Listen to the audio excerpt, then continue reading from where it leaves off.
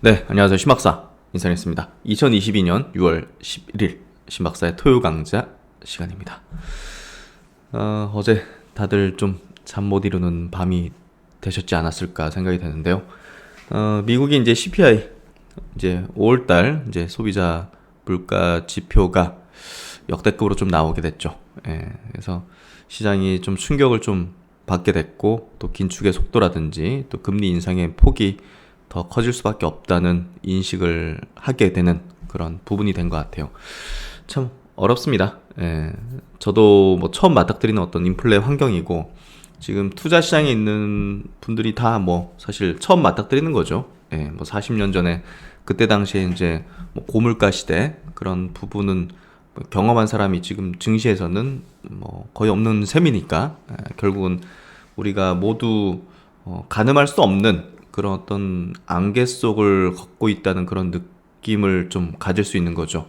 예, 그래서 결국 이제 증시가 어떻게 될 거다 이런 전망을 하는 게 할 수 없는 부분이, 결국은 인플레가 어디서 좀 잦아들 것이냐 아니면 더 여기서 강력해질 것이냐 하는 그거를 예상할 수 없기 때문에, 예, 뭐 중앙은행도 정부도 뭐 글로벌 시장에서 그 누구도 예상할 수 없는, 인간이 만들고 있잖아요. 아, 물가가 더 올라갈 것 같으니까 더 막 수요가 붙고, 또 가격을 또 뭐 공급자 측에서 인상하고, 이런 것들이 단순히 어떤 측에서 인위적으로 할 수 있는 부분은 아니거든요. 지금 전 세계 국가에서 지금 뭐 터키라든지 베네수엘라 뭐 이런 데는 뭐 물가 상승률이 100%가 넘습니다, 사실.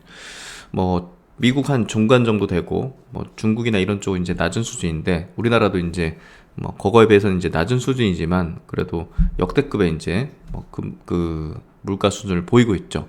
그래서 처음 맞닥뜨리는 거라는 거예요, 결국은. 예, 역대급의 어떤 이 상황이. 그래서 어디로 튈지, 전체 글로벌 이제 뭐 경제 흐름 그리고 증시의 흐름이 좀 가늠할 수 없는 안개 속이다.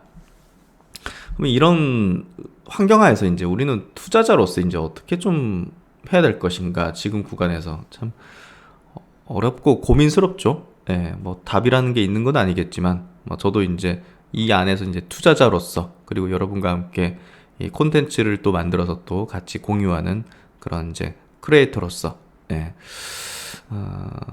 이제 위치를 가지고 있는데, 어떻게 하는 게 맞을까요? 인플레 환경과 이제 긴축의 어떤 기조 흐름이 강화될 거라는 흐름 속 자체가 결국은 뭐 정부나 이제 중앙은행이 경제를 어떻게 보면 좋게 만들려고 하는 거잖아요. 그렇죠? 그런 차원에서 경제가 막 망가지는 것도 아니고, 우리가 이제 코로나 때 돈을 풀었던 게 뭐 지금 약간 좀 비용적인 측면 여러 가지 어떤 후폭풍, 예, 약간 버블 낀 부분을 누그러뜨리는 이런 방향으로 이제 지금 하고 있기 때문에 증시가 충격받고 하는 거잖아요. 그리고 좋은 방향으로 가려고 하는 거고. 그렇다면 어떻게 보면 이제 코로나 때 돈을 풀었던 게 어떻게 보면 기업들 망하게 만들거나, 이제 어떤 금융권의 어떤 부실을 야기시켰거나, 금융위기가 없었잖아요, 사실. 예, 그런 것들이 결국은 그래도 좋은 방향으로 됐던 거예요. 지금은 어느 정도 감내할 수밖에 없는 뭐 유동성 청구서라고 그때 표현하던데, 그런 표현이 적절하지 않을까 싶거든요. 그러니까 결국은 이런 환경이 조금 이제 뭐랄까 길어질 수 있는 가능성은 지금 이렇게 또 있는 거죠. 물가가 이렇게 막 올라가는 흐름이 꺾이는 흐름이 나온다든지 정점을 찍었다는 흐름이 안 나오기 때문에. 그래서 이런 환경하에서 이제 기업의 어떤 기초 체력이라든지 탄탄한 성장을 가질 수밖에 없는 뭐 업종, 기업들, 모멘텀을 강력하게 가지고 있는 그런 쪽, 이런 쪽을 계속 더 깊이 확신을 가지면서 분석하면서 그 관련된 기업들을 뭐 언제 턴을 해가지고 다시 대세 상승으로 가겠다 뭐 이거는 모르지만, 그런 기업들을 잘 차분히 분할 매수로 잘 담아놓고 모아나가다 보면, 시장은 뭐 영원히 빠지는 건 아니고 영원히 침체하는 건 아니잖아요, 증시라는 게. 예, 그런 부분에서 본다면 이런 종목과 업종, 어떤 기술, 트렌드를 분석하면서, 우리 이제 지금 현재 이제 투자자로서 현명한 어떤 방법은, 대응은 이런 종목을 계속 꾸준히 모아나가고 확신을 가지면서 홀딩하는 그 방법이 가장 최선이라 봐요. 예, 그런 측면에서 저는 스터디의 끈을, 이 분석의 끈을 계속 하루라도 놓지 않고 이렇게 여러분과 함께 나아가고자 합니다. 지금 같은 시기에는 증시에 대한 뭐 관심도라든지 또 이제 공부하고자 하는 어떤 의욕이 많이 사라질 수밖에 없는 구간인데요. 그래도 저는 끝까지 이 구간을 일관되게 헤쳐나가도록 하겠습니다. 반드시 좋은 시기는 올 수밖에 없기 때문에, 그리고 좋은 시기가 올 수밖에 없는 성장하는 대표적인 업종, 그 중에서도 제약바이오 업종에 대해서 계속 꾸준하게 관리해 나가고 분석하고 좋은 종목을 계속 발굴해 나가면서 여러분과 함께 동행하는 길을 계속 이어나가도록 하겠습니다. 이번 시간에는 이제 그 교보증권 리포트 괜찮은 게 좀 나와가지고 그거 보면서 저도 이제 뭐 과거 이제 3번의 바이오 섹터에서 이제 빅사이클을 이제 경험했었고, 그거를 한번 정리해 보는 시간, 거기서 또 어떤 투자의 룰을 찾아보면서 또 4번째 빅사이클은 어떤 측면에서 좀 올 수 있을까, 이런 것들까지 같이 한번 생각해 보는 그런 시간 같이 가져보겠습니다. 이번 그 교보증권 리포팅인데요. 제목이 이제 언제 노를 져야 하는가, 이제 새로운 또 큰 또 사이클이 언제 또 올 수 있을까 하는 생각을 고민을 뭐 어떤 확실한 어떤 결론을 이제 내린 건 아니지만, 그래도 이 이제 분석하시는 분, 애널리스트 분께서 이제 어떤 고민을 통해서 독자분들과 함께 이제 고민에 대한 이런 부분들을 공유하고 싶은지에 대한 느낌을 좀 받았고, 감명이 또 굉장히 좀 깊었던 것 같아요. 저도 계속 생각했던 부분인데, 결론적으로 어떻게 지을 수는 없어요. 뭐 애널리스트 분도 이제 뭐 당연하죠, 똑같은데. 근데 이제 그런 고민은 해볼 수 있고, 과거에 이제 이런 2015년도, 2017년도, 그리고 2020년, 여러분이 또 이제 이 영상을 보시는 분들이 대부분 이제 목도하신 또 코로나 이제 K 방역의 모멘텀, 이때 이제 이 3번의 이제 대시세 파동이 있었거든요. 사실 뭐 2004년도 이제 경험했었는데, 이때는 이제 뭐 줄기세포 관련주라든지 뭐 특정 테마 형식으로 이제 움직였거든요. 이 당시에 뭐 바이오 섹터도 뭐 테마 수준밖에 안 되는 그런 축이었기 때문에 어떤 업종의 사이클이었다, 이렇게 표현하기는 좀 어려울 것 같고요. 결국 이제 2015년도 나스닥이 2014년부터 이제 굉장히 강세를 띄었거든요. 나스닥 바이오가. 나스닥 지수보다 바이오가 훨씬 더 이제 아웃퍼폼하면서 굉장히 큰 어떤 강세를 띄었는데, 여기와 같이 맞물리면서 국내 이제 그 셀트론 이제 램시마 미국 승인 기대감이라든지 또 메디톡스가 뭐 10배거 이상 냈죠. 그런 것들. 엘러건에 이제 기술 이전하고 이런 그 톡신이 굉장히 부각되는 그런 어떤 시점, 엘러간이 또 큰 자금으로 이제 딜 이렇게 인수합병 되는 그런 어떤 부분들이 굉장히 또 시장에서 큰 성과로 이제 작용하면서 좋은 어떤 바이오 섹터의 큰 강세를 좀 만들어냈고, 나스닥 바이오 강세다 보니까 뭐 국내 시장에서도 이제 그런 것들을 찾기 시작했던 거죠. 그리고 이제 R&D 쪽에서 엄청난 성과를 냈었어요. 사실 2015년도 이때 벌써 7년이 지났어요. 진짜 시간 빠르네요. 당시에 이제 한미약품이 엄청난 이제 기술 이전을 했죠. 5건의 기술 이전이고, 그거 다 이제 대부분 빅팜으로 이제 했었고, 또 이제 퀀텀 프로젝트라는 또 이제 당뇨병 프로젝트 관련해서는 뭐 4조 원짜리를 했기 때문에 진짜 충격적이었어요, 진짜. 정말 충격적인, 대한민국 바이오 이제 글로벌로 나가구나 하는 그런 거. 그런 것들이 좀 이루어진 그때였고요. 그리고 이제 유전자 치료제라는 또 새로운 어떤 분야에서 헬릭 스미스가 이상해서 엄청난 결과를 발표했어요. 그래서 이거 뭐지 하는, 당뇨병 이제 그 약간 이제 치료제잖아요. 당뇨병성 족부궤양증. 이거에서 이렇게 되나 하는 그런, 한참 그 데이터들을 그 리포팅들을 읽던 그때가 이제 저도 기억나네요. 막 하나하나 용어들 찾아가면서 이 신세계인데 하는 그런 생각들. 삼상을 이제 진입했죠. 그래서 이상 결과 바탕으로. 그래서 이제 이런 어떤 상용화 기대감들이 불면서 이런 기업들이 이제 바이오 섹터에 엄청난 강세를 좀 이끌었었던 그때였죠. 그리고 이제 2017년도인데, 2017년도 이제 좀 기억나시는 분들 계실 거예요. 또 이제 특히나 이제 셀트론 주주분들께서 이제 채널에 많이 계시기 때문에 바이오 섹터 이제 두 번째 사이클인데, 요때는 나스닥이 바이오 강세가 아니었거든요. 예, 그러니까 한국의 어떤 특수한 상황에 의거해서 예, 우리나라 바이오가 확 뛰었었어요. 그래서 무조건 미국의 바이오가 뜨니까 우리나라 바이오가 뜬다. 미국의 바이오가 가라앉으니까 우리나라 바이오가 다 가라앉는다. 뭐 이런 개념은 아니에요, 사실. 예, 우리나라의 특수성으로 이제 예, 또 미국의 바이오가 잠잠해도 튈 수도 있는 거거든요. 블록버스터 뭐 FDA 승인받는 블록버스터 가능성이 높은 신약이 막 승인됐어, FDA. 분명히 우리나라 막 그 신약주들 막 움직일 수도 있는 거잖아요. 예. 그래서 이제 2017년도에는 특히나 이제 코스닥 활성화 정책이 굉장히 강력하게 불어졌어요, 정부에서. 그래서 이런 부분들이 또 셀트론의 코스피 이전과 셀트론 헬스케어가 또 신규로 이제 코스닥에 상장하는 부분들이 수급을 굉장히 좀 이끌어냈고, IT 쪽에서 불던 그 수급이 삼성전자 하이닉스에 대한 수급이 이제 고점 인식하면서 IT 수급이 바이오로 이제 이동하면서 셀트론을 들어올리고 헬스케어를 들어올리는 흐름이 완전히 이제 만들어지게 됐던 거죠. 그러면서 또 삼성 바이오로직스까지 상장을 하는 어떤 부분들이 또 계속 상승했죠. 네, 이런 부분들이 대형주 수급, 큰 자금이 들어갈 수 있는 이 기업들이 이제 탄생하면서 들어오면서 시장으로 이 테마가 아닌 그냥 진짜 어떤 큰 섹터, 시장 지수에까지 영향을 미칠 수 있는 이런 섹터가 이제 됐던 거죠. 그래서 그때 가히 막 그 느낌들을 와 엄청냈던 것 같아요. 그래서 셀트론의 실적이 엄청난 퍼포먼스를 내면서 퍼탄으로 막 100배 이상 갔잖아요, 당시에. 그래서 엄청난 기대감을 발휘했었고, 삼성바이오로직스도 이제 흑자 전환을 했었고, 또 이제 에피스도 성과를 막 냈었죠. 막 시밀러들 개발 성공해가지고. 그래서 그런 부분들이 기대감을 크게 만드는 그런 대형주 수급을 이끌어내는 형태가 됐었고, 그리고 이제 R&D 쪽에서는 우리가 뭐 기억하는 신라젠 뭐 10배 이상 이제 튀었던, 시가총액이 한 15조 갔던가? 하여튼 그랬을 거예요. 15만원 정도 갔으니까 15조 가까이 됐죠.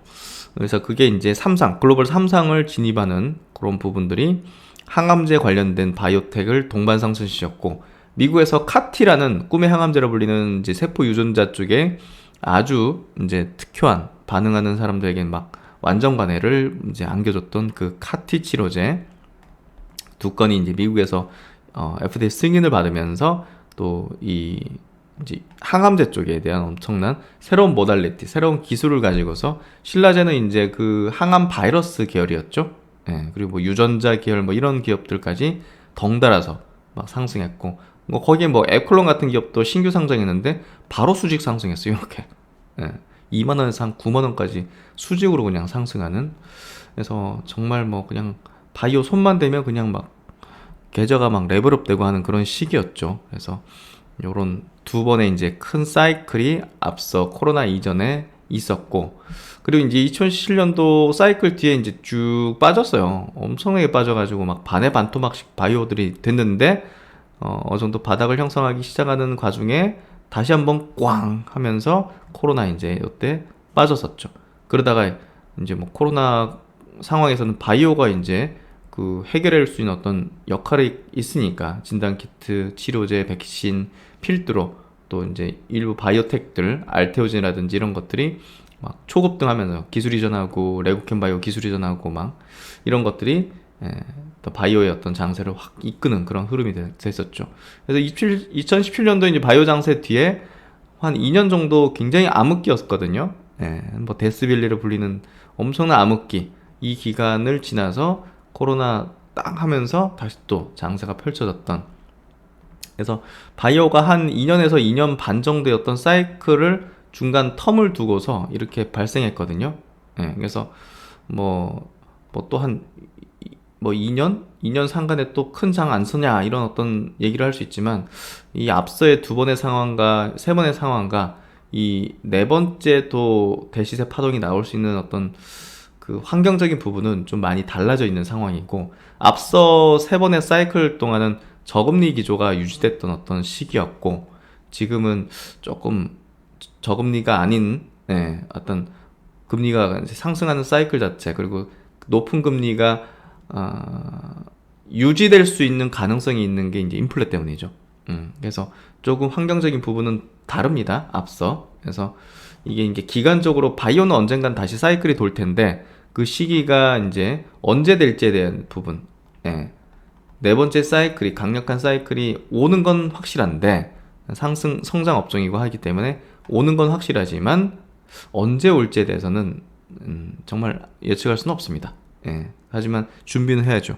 그리고 더 유망하고 좋은 종목은 잘 압축해서 우리가 잘 끼고 있어야죠. 그래서 이제 세 번째 사이클은 뭐 K 방역이죠. 글로벌 유동수 극대화된 상황에서 또 이제 코로나 모멘텀은 또 바이오에 강력하게 불었고, 뭐 삼성 바이오로직스 이제 CMO 쪽의 기업들이 글로벌 시장에서 높은 밸류를 받는 그런 흐름이 전개됐고, 또 셀트리온 같은 경우 치료제 개발에 대한 모멘텀, SK 케미칼은 이제 그 SK 바이오사이언스를 이제 떼가지고 이제 상장시키면서 이제 자체 백신 개발하고 또 CMO 이제 기대감이 크게 불었죠. 플랫폼 기술을 갖고 있던 뭐 기업들, 또 이제 항암제 관련된 기업들이 이제 임상 모멘텀, 또 라이센스 아웃에 대한 어떤 모멘텀으로 굉장히 급등하는, 알테오짐 한 15배 튀었죠. 레고캠 한 3, 4배 튀었나? 매드팩트도 한 10배 이제 저점 대비 튀는 어떤 흐름들을 보여줬고, 그러면 이제 네 번째 어떤 파동에 대해서는 지금 현재는 어떤가? 교보증권 리포팅에서는 정부 정책에 대한 기대감, 이제 반도체가 지금 현재 정부에서는 좀 1순위라고 좀 볼 수 있을 것 같거든요. 정책적인 부분에서, 산업에서. 그래서 그 부분, 그리고 친환경이 좀 강조를 하는 어떤 흐름이 되는 것 같고, 그리고 이제 한 세 번째 정도 바이오, 이제 제2의 반도체로서의 어떤 바이오 산업, 헬스케어 업종에 대한 어떤 기대감, 정책적인 어떤 지원, 이런 것들을 좀 기대해 볼 수 있지 않을까 생각을 합니다. 대형주 쪽에서는 삼성바이오로직스가 막 계속 꾸준한 어떤 성장과 또 이제 공장 늘리고 전 세계 시총 1위죠. CMO 기업 중에서 그 정도의 어떤 밸류를 인정받고 있고, 대웅제약이 지금 나보타가 미국 시장에서 이제 상당히 좀 매출이 크게 올라가고 있거든요. 지금 뭐 리오픈과 맞물리면서 보톡스의 어떤 뭐 부흥을 재차 이제 이끌고 있는데요. 그 부분이 이제 대웅제약이 해외 시장에서 큰 어떤 성과들을 내는 부분이 좀 부각될 가능성이 열려 있는 그런 부분들을 좀 강조를 하고 있습니다. 그리고 나스닥 바이오 쪽에서도 반등을 좀 해주는 흐름들, 또 M&A가 본격화되면서 이 딜들이 발생되는 그런 흐름들이 이제 바이오 업종이 이제 좀 턴을 할 가능성이 좀 열리는 그런 이유로서 체킹을 좀 하고 있는 부분인 것 같아요. 그래서 이제 KRX 바이오라는 지수를 한번 좀 가져와 봤는데요. 여기 보시면 이제 요때가 2017년도입니다. 요때가 2015년도, 그리고 요때가 이제 2020년, 20년, 17년, 또 15년. 현재가 지금 이렇게 돼 있는 상태고요. 캐락스 바이오니까 이제 뭐 국내 시장에 있는 바이오 정보들 다 지수화한 거라 보시면 될 것 같고, KRX 300도 있거든요. 이제 바이오 종목 중 300 종목을 이제 줄인 거라 볼 수 있겠죠. 그래서 이런 상승, 이제 여기서 고점 경신을 못하는 부분이 좀 아쉬웠는데, 어쨌든 지금 뭐 내려올 만큼은 내려왔어요. 내려올 만큼은 보시면 지수 측면에서도 뭐 2017년도 이제 바이오가 급등하고 나서 거의 뭐 되돌림이었죠. 보시면. 그렇죠. 지금 같은 경우도 코로나 때가 이때인데 코로나 때보다 좀 더 빠진 것도 많아요. 종목 중에서 사실. 그래서 뭐 셀트론 그룹주가 이제 대표적으로 좀 그런 흐름이 좀 전개됐고, 아쉽지만, 그래서 여기서 뭐 더 빠질 구간이 좀 있을까 하는 생각이 드는데, 기간적인 문제가 있죠. 가격적인 부분은 조정을 어느 정도 다 거친 듯 하다는 어떤 부분들을 인식할 수 있는데, 기간적으로는 이게 어느 정도까지 갈지에 대해서 요때 요 정도 됐고 요때는 요 정도 됐잖아요. 요때는 이게 얼마나 길어질지, 하반기까지 쭉 이런 흐름이 전개될지. 그래서 지금부터는 너무 가격에 대한 어떤 뭐랄까 스트레스 이런 부분보다는요, 떨어질 만큼 떨어졌기 때문에 뭐 좀 더 떨어질 수도 있겠지만, 이 가격적인 어떤 리스크보다는 기간적인 어떤 리스크라 볼 수 있죠. 불확실성, 이게 조금 길어질 가능성은 높다. 인플레 환경이 이제 유지되면 금리 높은 수준을 상당 기간 유지를 해야 되잖아요. 그게 결국은 이제 바이오 업종에 대해서는 어려운 어떤 환경을 제공하는 거기 때문에 그 부분에서 기간적인 부분은 좀 생각을 볼 필요가 있다. 요 정도를 보시면 될 것 같고, 미국의 이제 나스닥 생명과학 지수를 가져왔어요. 이게 뭐 가장 한국 시장에서도 적합한 그런 쪽이 아닌가 싶은데, 어쨌든 보시면 2015년도 우리나라 바이오 장세 펼쳐졌을 때 이미 그 전부터 쭉 상승하는 기조를 보였죠. 그래서 우리나라에서는 늦게 발동이 됐던 거예요. 예. 야, 나스닥 글로벌 시장에서 이렇게 바이오가 급등하는데 지수만 따져도 뭐 보면 두 배가 튀었잖아요. 2015년쯤 되니까 두 배가 튀었잖아요. 나스닥 생명과학 지수가.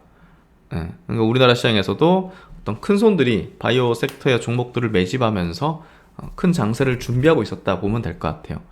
그러다가 이제 이렇게 됐다가 우리나라는 2017년도에 와 이렇게 뛰었는데 특수한 상황이 있었죠. 여러 가지. 근데 나스닥은 이제 그러진 않았고, 이러다가 코로나 때 이러다가 다시 또 모멘텀을 받고, 지금 이 이제 주봉 차트인데요. 주봉 차트인데 이제 중장기 이제 240주선이죠. 요 빨간색은. 요 밑에는 480주선입니다. 요 라인에 지금 와 있죠. 처음으로 왔어요. 480주선에 처음으로 다 있습니다. 그래서 뭐 지지 라인까지는 좀 온 듯 하는데, 이게 또 이제 기간적인 부분이 걸려 있는 거죠. 기간. 이 2015년도, 14년도 급등하고 바이오가 나스닥에서 조정받고 기간이 길어졌죠. 조정받는 기간이. 예. 바닥은 여기서 좀 다졌다 볼 수 있는 2016년이었는데, 이게 재차 이제 다시 또 강세로 가는 거는 2020년이었잖아요. 그렇죠. 그러니까 1년, 2년, 3년, 4년이 넘은 거죠. 그래서 그 기간 동안은 지수가 좀 이제 바이오 업종의 지수가 갇혀 있었는데, 그러니까 이제 기간이 길어질 수 있는 가능성은 있다는 거를 우리가 좀 생각은 할 필요가 있다는 거죠. 그래서 이제 이 리포팅은 우리가 이제 이런 고민을 할 수 있게 이제 과거를 짚어주는 그런 내용이라고 보시면 될 것 같고, 그러면 이게 결국 이제 언제 노를 져야 하는가, 언제 바이오 투자를 본격화해야 되는가, 이 얘기를 이제 하고 싶은 건데, 과거 사이클에 영향을 미쳤던 변수들이 뭐가 있었는가를 한번 짚어보면 좋겠다는 거죠. 그러면서 이제 바이오 투자의 어떤 룰이 어떤 거였는지를 한번 짚어보겠다. 그래서 제약바이오 업종 투자들의 고민이 여전한 시기다. 제약바이오 기업들의 가치는 2020년 큰 폭의 상승을 경험하고 대체로 21년도 1월달 고점을 형성한 후 2022년 6월 현 시점까지 큰 반등의 계기를 찾지 못하고 있는 상황이다. 업종 주가 약세에는 다양한 이유들이 있지만 2020년 급등을 경험했던 코비드 치료제 개발 기업, 백신 기업, 바이오텍들이 큰 성과를 내지 못한 것이 가장 큰 원인이다. 그래서 이제 앞으로 여러 어떤 바이오 쪽에서는 실적 추정, 미래 성장성 판단이 가장 중요하고, 특히 바이오텍의 경우 임상 파이프라인에 대한 평가가 필수적으로 요구될 것이다. 그래서 진짜 제대로 된 임상 결과 내는 기업들에 대해서 수급이 쏠림 현상이 벌어질 것이다. 그리고 그런 기업들이 주가에서도 평가를 받을 것이다. 그런데 한국 제약바이오 업종 지수의 사이클화는 20년, 21년이 처음이 아니다. 실제 제약바이오 업종은 2015년, 17년, 20년 크게 3번의 대세 상승을 경험하고, 이에 따라서 개별 기업의 시가총액도 동반 급등락을 경험한 바 있다. 15년, 16년 그리고 17년, 18년의 각각 등락도 우리가 지금 경험하고 있는 것과 비슷했죠. 물론 투자 결정을 위해서는 각 개별 기업에 대한 가치 평가가 무엇보다 중요하지만, 실질적인 투자 성과는 상승기 하락기에 따라서 어떤 전략을 달리 선택했는지에 따라 결정되었을 가능성이 크다. 따라서 현 시점에서 필요한 것은 15년, 17년, 20년으로 돌아가서 실제 했던 투자들의 기대감이나 실망감, 업종 전반을 둘러쌌던 수급 요인들, 그리고 개별 기업들의 호재 등을 다시 살펴보는 것이 22년 하반기 이후에 제약바이오 투자 전략을 그려보는데 도움이 될 수 있다고 판단한다. 과거를 한번 보면서 과거에 어떤 거에 반응해서 그렇게 큰 시세가 벌어졌는지를 보면 앞으로의 향배를 한번 가늠해 볼 수는 있지 않겠는가 하는 그런 어떤 얘기입니다. 한국 제약바이오 업종 지수 KRX 헬스케어 300 추입니다. 그래서 아까 이제 보셨듯이 2015년도, 17년도, 20년도 세 번의 사이클, 그래서 각각의 이런 내용들이 있었던 것들 한번 체크해드렸고, 지금 어떤 방향으로 갈지 어느 정도 가격 조정은 이루어졌다는 생각을 제가 이제 말씀드렸잖아요. 기간적인 게 좀 문제가 되지 않을까, 불확실하지 않을까, 이 부분으로 한번 좀 고민해보는 그런 내용들 되면 좋을 것 같고요. 네, 오늘 뭐 내용 1부는 요 정도 마치고 또 다음 주에 2부 내용 또 자세하게 세 번의 사이클에서 어떤 내용들이 있었는지, 그리고 마지막 이제 또 네 번째 사이클은 어떤 내용이 또 영향을 주면서 나올 수 있을 건지, 어떤 기업이 주목도를 가질 수 있을 건지를 한번 같이 생각해보는 시간 가져보도록 하겠습니다.